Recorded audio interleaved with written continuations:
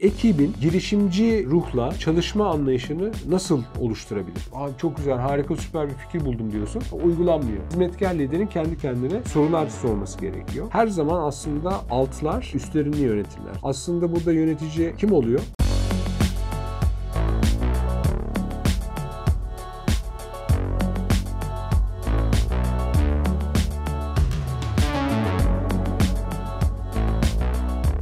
Hocam tekrar merhabalar. Merhaba tekrar. Şimdi dediniz ki o zaman bu anlatacaklarımı dinlememe gerek yok. Ama yine dediniz. beraberiz. Yine beraberiz çünkü merak ediyorum yani. Belki Peki. bir şeyleri eksik yaptım. Ne yapmalıyım? Nasıl iyi bir yönetici olmak için? İlk bölümde engellerden bahsetmiştik. Bu engelleri nasıl bertaraf ederiz? Nasıl bertaraf ederiz? Bir kere aslında konu dijital ekipler kurmak. Yani bir dijital kurum kültürü oluşturacaksak bunu en güzel şekilde yapacak olan kişiler, ekipler, kuracağımız dijital ekipler. Şimdi dijital ekiplerin özelliklerinden bahsedelim. Hemen bir başarı örneğiyle başlayalım. ING Bank'tan bir örnek vermek istiyorum. ING Bank daha önce mobil aplikasyon yazılım süreçlerinde eskiden yılda en fazla 5-6 kez update çıkarken bunu haftada 2-3'e çıkartıyor update sayısını. Bunu da şu şekilde yapıyor. Bu gayet iyi bir başarı. Bunu Return on Digital ağzıyla söylerseniz geçtiğimiz hafta konuştuğumuz gibi %3.000'lere varan, %2.000'lere varan verimlilik artışından bahsediyoruz aslında. Bunu ING Bank nasıl başarmış? Şu şekilde başarmış. Hatırlarsan önceki bölümde normal departmanların, normal bölümlerin haricinde bir de matris yapılanmayla proje takımlarından bahsetmiştik. Burada ING Bank'ın dijital ekip yapısını ekrana getirirsen. Hemen hocam. Şimdi burada gördüğünüz gibi bölümler var. Bu bölümler departmanlar ve aslında şöyle söyleyelim, bu bölümler dikeydeki birlikler arasındaki uzmanlığı sağlayan gruplar. Farklı farklı uzmanlık alanları var bu bölümlerin. Departman olarak düşünebilirsiniz. Birliklerde de 8-9 kişilik otonom ve disiplinler arası oluşturulmuş ekipleri burada görüyorsun. Bir de bu birlikler, onu söylemeden geçmeyelim, müşteri ihtiyacı odaklı olan hedeflere koşuyorlar. Bunların böyle hedefleri var. Bir de kabile denilen bir grup var. Bunlar daha çok müşteri segmentlerini temsil eden gruplar. Yine firma içerisinden gruplar. Bir de bir agile yapıyla çalışıyor ING Bank projede. Her projede agile çalışmak da bir şart değil. Bir de çevik bir koçumuz var. Bu dijital ekip yapısıyla az evvel söylediğimiz gibi yazılım süreçlerini, update süreçlerini %3.000'lere, %2.000'lere kadar çıkartmış durumda ING Bank. Yani burada dikkat edersen şimdi birazdan konuşacağımız unsurlara çok güzel bir örnekle başlamak istedim ING Bank örneğiyle. Şimdi burada dijital ekiplerin ilk önce dinamiklerinden bahsedelim. Yani dijital ekibi, dijital ekip yapan unsurlar nelerdir? Gördüğün gibi bir dijital ekibin 4 temel özelliği var. Bunlardan ilki farklı ve hedefli takım kompozisyonu. Yani aslında birazdan konuşuruz. Disiplinler arası bir yaklaşımdan bahsediyoruz. İkincisi tekrarlamalar, hedef belirleme. Yani bunu İngilizcesiyle işte iterative goal setting diyebiliriz. Daha böyle sprintlerle, daha adım adım, daha faz ilerleyen bir yönetim yaklaşımından bahsediyoruz. Fakat bu yönetim yaklaşımında lider tiplerinden de bahsetmek isteyeceğim. Çünkü bu tekrarlamalı hedefleri bizim ekiplerin liderleri belirliyor olacak. Üçüncü unsurumuz sürekli öğrenme. Her dijital ekip sürekli öğrenmek zorunda. Çünkü yani sen de takdir edersin ki dijital teknoloji sürekli ilerlediği gibi bu disiplinler arası yaklaşımla çalıştığımız için diğer kişilerden de bir şekilde iş yaparken sürekli öğreniyoruz. Bu önemli bir durum. Aynı zamanda sürekli öğrenme bizi nereye götürür? İnovasyona götürür. İnovasyon bizi sürdürülebilirliğe götürür. Bunları yapabilmek için veri bilimi bilmemiz gerekiyor. Finans bilmemiz gerekiyor. Bunların hepsini bir tepsi gibi düşünecek olursan, yani bu tepsiyi tutabilmek için hepsi bunların birer parmak. Yani işte inovasyon parmağımız var. Yapay zeka parmağımız var. Sürdürülebilirlik parmağımız var. Veri bilimi parmağımız var. Bunların hepsi bu tepsiyi tutan unsurlar. Tabii dijital ekipleri ne besleyecek? Nasıl bir yerden besleneceğiz? Tabii bir yetenek havuzunun olması lazım. Bu yetenek havuzundan da bir şekilde ekip üyelerinin devşirilmesi gerekiyor. Yani netice itibariyle bir yetenek yönetimi sergilememiz gerekiyor. Bu da dördüncü unsur olarak sayabileceğimiz unsur. Şimdi ilk unsurdan başlayalım. Ekip çeşitliliği veya işte disiplinler arası yaklaşım dedik. Burada klasik manada baktığımız zaman, yani bir ekibe klasik manada baktığımız zaman bir kere lider özelliklerinden ziyade daha çok teknik uzmanlıklara dayalı ekipler görüyoruz. Öyle değil mi? Yani çok klasik anlamda nedir? Bir ekip dediğin zaman o ekip sadece tek bir uzmanlıktan sorumlu olabilir. Genellikle öyle olur. Başkalarının deneyimlerine, uzmanlarına çok biraz kayıtsız kalırlar. Çok ilgilenmezler. Ve doğal olarak her iş onlara gelirse veya geldiği takdirde veya karşılaştıkları durumlarda o ekibin tek bir uzmanlığı söz konusu olduğu olduğundan üzerlerinde ciddi anlamda bir baskı oluşabilir. Bunun yerine disiplinler arası yaklaşıma sahip, farklı backgroundlardan, farklı art yetişimlere sahip çalışanlardan, ekip üyelerinden oluşan bir dijital ekibi düşlediğin zaman doğal olarak böyle bilgi teknoloji uzmanlığının çok ötesinde ürün tasarımıyla alakalı, operasyonla alakalı, müşteri memnuniyetiyle alakalı farklı disiplinlerden, farklı uzmanlıklardan karma bir yapıdan bahsediyoruz. Birincisi bu. İkincisi T tipi çalışanlar diye bir tanımlamamız var. T tipi çalışanlar biraz daha derin fonksiyonel uzmanlığı olmakla beraber genel olarak fonksiyonelite anlamında genel bir bilgiye de sahip olan çalışanlar. Birazdan konuşuruz onları. Bir de diğer taraftan ninja ekiplerimiz var. Sen seversin ninjaları. Severim tabii. Ne demek hocam? Neyse siz açıklayacaksınız. Bekliyorum. Evet, heyecanla. şimdi bir onlara geçelim. Şimdi T tipi çalışanlardan bahsedelim. T tipi çalışanlar az evvel söylediğimiz gibi dikeyde ciddi bir uzmanlığa sahipler. Misal web sitesi ile alakalı, search engine optimization ile alakalı derin bir bilgiye sahipler. Fakat onun yanında da olması gereken görsel ve video çalışmalarıyla alakalı, e-posta gönderimleriyle alakalı, blogla veya içerikle alakalı genel olarak bilgiye de sahip bu T tipi çalışanlar. Bu dikey ve yatay fonksiyoneliteyi gösterdiğimiz için bunlara T tipi çalışanlar diyoruz. Bu önemli bir durum ve önemli bir bence unsur. Nedeni şu, dikey ekiplerin çok ciddi anlamda her alanda uzmanlaşmasını sağlıyor dikey çizgi. Yatay çizgi de ekiplerin birbirine bağlanmasını sağlıyor. O bakımdan oldukça önemli. Ninja ekiplere gelirsek, ninja ekipler aslında tam bildiğimiz ninjalar. Ninja ekipler de şu şekilde. Ninja ekipler genellikle projelere aynı böyle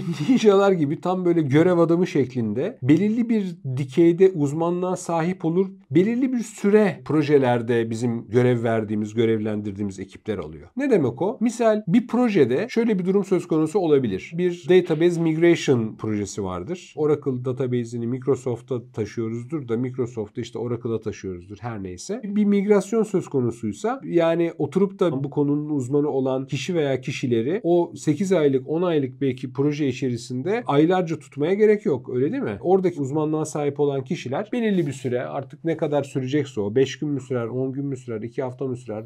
Yani aslında bazen çok da hızlı olabiliyor. O migrasyonu yaptıktan sonra görevlerini bitirdikten sonra işten çekiliyorlar. Tabii bu ninja ekipler ne sağlıyor? Bu arada bu ninja ekiplerin biraz maliyetleri fazla. Yani saatlik çalışıyorlar, günlük çalışıyorlar, danışman tipinde çalışıyorlar. Fakat çok ciddi anlamda derin uzmanlıkları ve çok detay uzmanlıkları olduğu için bize çok ciddi anlamda zaman kazandırıyorlar. Diğer taraftan bu disiplinler arası yaklaşımı sağlayabilmek, bu farklı çeşitliliği sağlayabilmek için de workshop çalışmaları yaptırtabiliriz ekiplerimize. Ne gibi şeyler olabilir? Bu workshop çalışmaları şöyle avantajları olabilir bize. Bu işte çevik ve yalın yönetim, iş yapış tarzlarına böyle bir uyum sağlama sürecini aşabilirler. Design thinking ile alakalı ileride birkaç bir şey belki söyleriz. O süreçlere böyle bir aşinalıkları artabilir, farkındalıkları artabilir. Birbirleriyle empati yapma fırsatı yakalayabilirler. Bu önemli. Niye önemli? Böyle empati fırsatı falan deyip böyle çok geçmemek lazım. Çünkü özellikle uluslararası ekiplerde ki artık birçoğumuz değil mi remote çalışmaya başladık. Burada çok farklı kültürlerden hem ülke olarak söylüyorum hem kültür olarak söylüyorum farklı kişilerle çalışıyor olabiliyoruz. Bir Amerikalıyla, bir Hintliyle, bir Çinliyle aynı takım içerisinde yer alabiliyoruz. Onun için bu workshop çalışmaları bu ekip üyelerinin birbirlerini tanıma ve anlamaları konusunda çok ciddi anlamda bize yardımcı olabilirler. İkinci unsurumuza geçelim. Hatırlarsan ikinci unsurumuz iterative goal setting'ti. Yani tekrarlamalı hedef belirlemeydi. Bunu yine eski tip bir yaklaşımla değerlendirecek olursak hedefleri, projeleri biz nasıl oluşturuyorduk? Liderler daha kısa vadeli to-do listeler üzerinden ilerliyorlar. Normal klasik yaklaşımlarda. Proje yönetimi yapıyoruz diyoruz ama o proje yönetimi tool'ları, proje planlamalar vesaire böyle yıllara yayılıyor. Yıllara yayıldığı için ya arkadaş yani bir sene sonra kim öle kim kala, 2 sene sonra kim öle kim kala gibi durumlar söz konusu oluyor. Çok böyle presiz olamayabiliyoruz. Çok kesin, doğru, böyle sahih bir tahminde bulunamayabiliyoruz. Öyle olunca bütçeler biraz afaki oluyor. Çok muğlak bütçelerle çalışıyoruz. Mesela yıllık bir bütçe yapıyoruz ama o bütçeyi tutturmakta zorluk çekebiliyoruz vesaire gibi. Halbuki bu iterative goal setting'de biraz daha adım daha böyle sprintler tarzında veya fazlar tarzında yaklaşabilir liderler. Dijital ekipleri yönetecek olan kişiler. O zaman ne oluyor? Kurumumuzun iş stratejileriyle proje amaçları uyumlanıyor birdenbire. Çünkü daha fazla gittiğimiz için çok daha belirgin bir hale dönüyor projeler. Ve tabii işin en güzel tarafı cebimiz. Yani bütçe bütçeler kademeli olarak bütçelendiği için, adım adım bütçelendiği için tutturma noktasında, harcama noktasında, maliyet noktasında çok ciddi anlamda avantaj sağlıyoruz. Bir diğer konu da tabii bunu genel olarak söylemek lazım ama dijital ekiplere liderlik edecek olan kişilerin de artık işte Asperger sendromu olsun veya olmasın artık her neyse Elon Musk gibi hizmetkar lider tipinde olan lider tiplerini belki seninle bilmiyorum bir ara çekelim istersen. Lider tipleriyle alakalı bir bölüm çekelim. Çok çok ilginç olabilir. Çünkü ben üniversitede de insan kaynakları yönetimi dersi de veriyorum. Orada çok detaylıca anlatıyorum bu konuları. Ya, çok iyi olur. Hizmetkar lider tipi diye bir lider tipi var. Bu lider tipini tabii yani oturalım %100 yani burada söylediklerimiz tabii her kuruma veya her kişiye uygulanmayabilir veya geçerli olmayabilir ama bu söylediklerimizden bizi dinleyenlerin yani ilham almaları veya akıllarında olmaları için tabii bunları söylüyoruz. Hizmetkar lider tipi genellikle ekibi vizyon katan, ilham veren, bu otonom yönetim tarzını, otonom karar verme tarzını teşvik eden ve daha çok hedef vermekten ziyade işte arkadaşlar şuraya gidiyoruz demekten ziyade bu ekibin önündeki engelleri kaldıran ve problem çözme noktasında da problem çözme süreçlerinde de ekibin proaktif katılımını destekleyen lider tipi aslında. Ha nedir o? Çeşitli riskleri alabilirler. Yani öngörebildikleri riskleri alırlar. Hatalardan ders çıkarır bu lider tipi. Ekiplerini dinlerler. Yani yeni fikirlere çok açıktırlar. Ve tabii mümkün mertebe eğlenceli, çok stres yaratmayan çalışma ortamları kurmaya çalışırlar bu hizmetkar liderler. Tabii hizmetkar lider deyince bunların kendilerine sormaları gereken sorular var. Mesela şöyle sorular sormaları gerekiyor bir hizmetkar liderin kendi kendisine. Ekibin girişimci ruhla çalışma anlayışını nasıl oluşturabilir? Yani nasıl böyle bir startup kültürü oluşturabilirim? Bu önemli. Çünkü startup kültürü hatırlarsan beraberinde hız getiriyor. Hızlı bir başarısızlık getiriyor. Hızlı başarısızlık aslında hatırlarsan bunu daha önce konuşmuştuk. Olumlu bir durum. Çünkü maliyetleri çok ciddi anlamda azaltıyor. Doğru. Zaman kazancı sağlıyoruz. İkinci olarak şu soruyu sorabilir. Ekibin bu yenilikçi iş yapış tarzına olan bağlılığını nasıl kalıcı hale getirebilir? Yani evet bir kere, iki kere, üç kere işte şu fikir oldu, bu inovasyon fikri oldu, şunu yapalım, bunu yapalım vesaire gibi durumlar söz konusu olabilir. Burada da tabii biz bunları böyle konuşuyoruz ama bunu biraz daha empati yaparsak mesela şöyle bir şey düşünelim. Bir ekibin içerisindeyiz. Aklımıza bir sürü inovatif fikir geliyor. Senin geliyor, benim geliyor, bir başkasının geliyor vesaire. Hangimizin uygulanacak abi? İlla birimizinkisinin uygulanacak. Diğer 3 kişilik bir grupsak diğer 2 elimine ediliyor ve uygulanmıyor. Bu beraberinde bir motivasyonsuzluk da getirir. Yani bir fikrim var. Abi çok güzel, harika, süper bir fikir buldum diyorsun. O uygulanmıyor. İkinci fikrin o da uygulanmıyor. Üçüncü fikrin uygulanmıyor. Artık dördüncü fikrinde dersin ki ya arkadaş ben niye fikir sunayım? Şimdi o zaman ne oldu? Bu yenilikçiliğe, inovatif iş yapış tarzına bir aslında bir sekte vurmuş olduk. Bu yenilikçi iş yapış tarzının acaba nasıl kalıcı hale getirmekle alakalı hizmetkar liderin kendi kendine sorular sorması gerekiyor. Bu da ikinci sorumuz olabilir. Üçüncü sorumuzda hedefleri güncellemek için ilerlemeyi nasıl ölçeceğim ve nasıl takip edeceğim? Bu da sorulması gereken önemli konulardan bir tanesi. Bu tabii bizi nereye götürüyor? İşte dijital KPI'lere götürüyor ve dijital aslında iş stratejisine doğru götürüyor.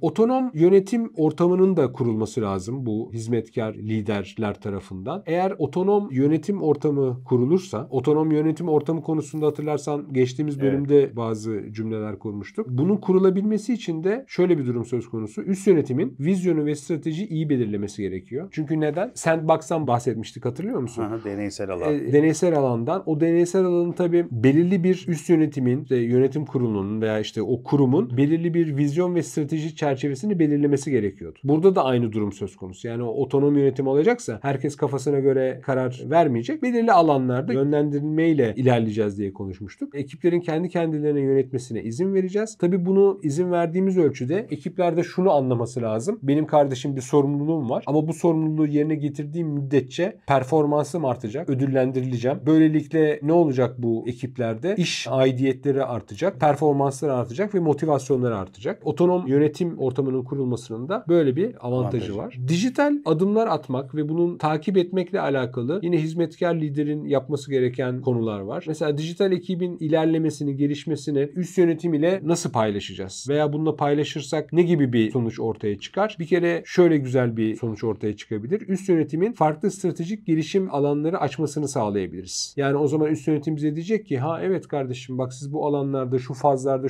şunları yapmışsınız. Evet bu bize şöyle bir fikir verdi. O zaman şunları da yapsanız baksanıza gibi cümleler kurdurtabiliriz üst yönetime. Bu noktadan aslında şu şekilde bir bakmak gerekiyor bence. Bunu ben her zaman söylüyorum. Şu ana kadar hiç bu bölümlerde söylemedim ama aslında gerçek yönetici, şuna inanıyorum ben, üst yöneticiler değillerdir. Her zaman aslında altlar üstlerini yönetirler. Yani bu pratikte de böyle, teoride de böyle. Siz ne kadar üst yönetimi beslerseniz, tabii olumlu manada, bu altların üstleri yönetmesini tabii olumsuz veya kötü manada konuşmuyoruz burada. Ne kadar doğru bir şekilde bilgilendirirseniz, üst yönetimi besleme mekanizmalarını ne kadar geliştirirseniz ve üst yönetime bu beslemenin, bu iş anlamında beslemenin, data anlamında beslemenin, rapor anlamında beslemenin ne kadar objektif olduğunu ve kurumun lehine olduğunu gösterirseniz aslında burada yönetici kim oluyor? Üst yönetici mi oluyor? Altta çalışanlar mı oluyor? Ekipler mi oluyor? Çalışanlar oluyor. Altta çalışanlar oluyor. Evet. Bu her zaman da bu böyledir zaten. Bunun aslında olumsuz da doğru. Yani siz aslında eğer kötü niyetli bir çalışansanız veya bir ekip üyesiyseniz tamamıyla sübjektif şekilde yönlendirip tırnak içerisinde patronu veya üst düzey yöneticiyi firmanın gidişatıyla alakalı ve başkalarının hayatlarını belki etkileyecek şekilde firmayı değiştirebilirsiniz veya yönlendirebilirsiniz. Yani bu gerçek hayatta bunlar çok ciddi anlamda karşılaştığımız konular. Bir diğer ikinci konu, hizmetkar liderlerin yapması gereken şey, işleri mümkün mertebe dijitalde yapmak. Yani madem biz kendimize dijital ekipler diyoruz, madem bir dijital kültür oluşturacağız, o zaman yani işlerimizi de dijitalde yapalım. Dijitalde yapmanın nasıl bir avantajı var? Sübjektiviteyi ortadan kaldırıyor. Yani genellikle şöyle olur. Mesela çağrı merkezi sektöründen çok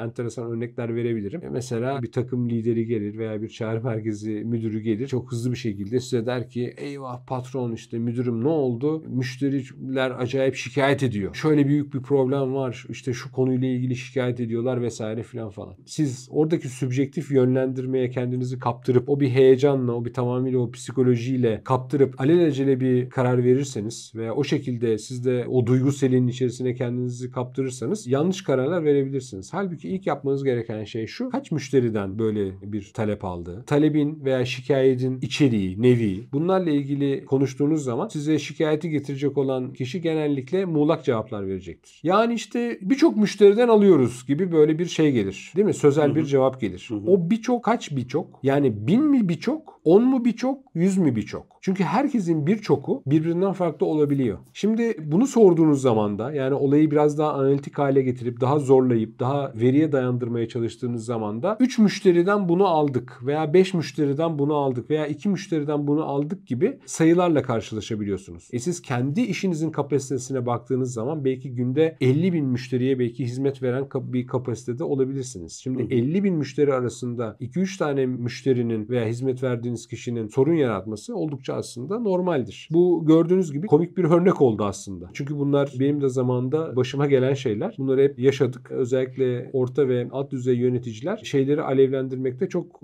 mahirler, karşılaştıkları konuları. Onun için üst düzey yöneticilerin biraz konulara biraz daha sakin yaklaşıp ve mümkün mertebe işi sayısala döküp, objektiviteye döküp, yani nereden çıktı bu konu? Bu örneği nereden verdik? İşlerin dijitalle yapılmasından örnek verdik. Yani siz o şikayet datasını, o talep datasını veya sayı datasını mümkün mertebe bilgisayarlardan ve database'den almanız gerekiyor. Dijital raporlardan almanız gerekiyor. Bir diğer konu, yönetilmesi gereken bir diğer konu da işin bütçe boyutu. O bütçeleri de aynı az evvel söylediğimiz gibi fazlandırarak adımlandırırsanız hem feedback olarak, output olarak doğrulanan ve kabul edilen proje çıktıları alırsınız. Hem de bunları aldıkça proje fonlamasını, proje bütçesini hem desteklersiniz hem de büyütürsünüz. Çünkü başarıya odaklı bir durum söz konusu olacak. Yani bu biraz al gülüm, ver gülüm yaklaşımına benziyor. Üçüncü unsurumuz da sürekli öğrenme. Sürekli öğrenmenin tabii şöyle adımları olabilir. Birinci adım demeyelim de bunlara parçalar veya bölümlendirmeler diyelim. Ekrana bir rica etsem şeyi getirirsen, bir 4 bölümlü bir sürekli öğrenmenin 4 boyutu vardı. Hemen hocam. Daha doğrusu 4 yaklaşımı. Birincisi startup gibi olma. Yani sürekli öğrenmeyi desteklemek için startup gibi davranma. Yani ne gibi konular? İşte hata yapmaya açık olma, yeni ürün ortaya koymaya açık olma gibi konular. İşin dijital dönüşüm boyutunda mümkün mertebe yeni iş yapış tarzlarını, yeni iş yapış modellerini deneme konusunda istekli olma, yenilikçilik konusunda istekli olma. Üçüncü olarak çevik metodolojileri kullanma konusunda hevesli olma ve bunları uygulama sayılabilir. Dördüncü olarak da tabii işin kurum kültürü tarafı. Kurum kültüründe de kurum içerisinde belki problem solving özellikle tarafında, yani sorun çözme noktasında tasarım odaklı düşünce gibi tool'lar kullanılabilir. Belirli oyunlaştırmalar yapılabilir gibi buna benzer yaklaşımları sayabiliriz sürekli öğrenme öğrenmenin içerisinde. Fakat burada tabii şunu söylemek lazım. Özellikle çevik metodolojilerle alakalı bu konu biraz hassas bir nokta. Yani çevik metodolojiler dediğimiz zaman yani iş dünyasında böyle olumlu agile dediğimiz zaman çok olumlu algılanıyor. Tabii İşte ki. çevik metodoloji dediğimiz zaman tamam yani bütün işimizi bu çevik metodoloji sanki çözdü gibi düşünülebilir. Bu çevik metodoloji biraz kurumdan kuruma değişiyor. Ekiplerden ekiplere değişiyor. Onun için burada biraz dikkatli olmak lazım. Her kurum kültürü de agile metodolojiye uygun olmayabilir. Projeden projeye agile metodoloji uygulayabiliriz. Bu şu demek değil. Yani bu agile metodoloji kötü anlamında söylemiyorum ama daha çok legacy'si yüksek olan firmalar yani daha böyle kökleşmiş, oturmuş. Hatırlar mısın? Merkezi ekosistemlerden ve adaptif ekosistemlerden bahsetmiştik. Merkezi ekosisteme sahip olan firmalar çok böyle çevik kültüre pek açık değillerdir. Çünkü çevik kültür bu merkezi ekosistemlerde biraz iletişim dikey olduğu için yani yukarıdan yaptırımvari bir iletişim söz konusu. Yani burada agility ne kadar uygulanabilir? Uygulanabilir mi? Veya uygulanacaksa sadece belirli projelerde mi uygulanabilir? Bunları kurumdan kuruma tartışmak gerekiyor. Benim başıma geldi hocam böyle bir şey. Size anlatayım. Hatta sizle tanıştığım dönemlere denk gelir. Sizin beyaz yakalı öğrencilerinizden bir tanesi ofiste işte anlatırken şunu yapıyoruz vesaire işte prodüksiyon burası şey falan. Bana şöyle bir cümle kurdu. Dedi ki siz dedi nasıl çalışıyorsunuz dedi. Geleneksel metodla mı çalışıyorsunuz dedi. Çok anlamadım. Evet dedim. Dedi ki agile çalışsanız yürür gider burası dedi. Şimdi o kelime benim şeyime kazındı hafsalama. Dedim ki agile yani ben neticede içerik üretiminden işte yaratımdan gelmeyeyim yani bu iş dinamiklerini pek bilmiyorum. Bir öğrenmeye başladım. İşte agile nedir, nasıl uygulanır, agile, çevik, şu bu vesaire. Sonra şu sonuca vardım aslında. Çok ezbere konuşulmuş bir sözcüktü o. Yani sen benim işimi bilmeden, ne yaptığımı bilmeden agile ne yapalım? Hadi bakalım takılın arkadaşlar. Agile yani hani aynen bunu kastettim aslında. ben de bunu kastettiğinizi anlayarak bu örneği vermek istedim. Evet. Yani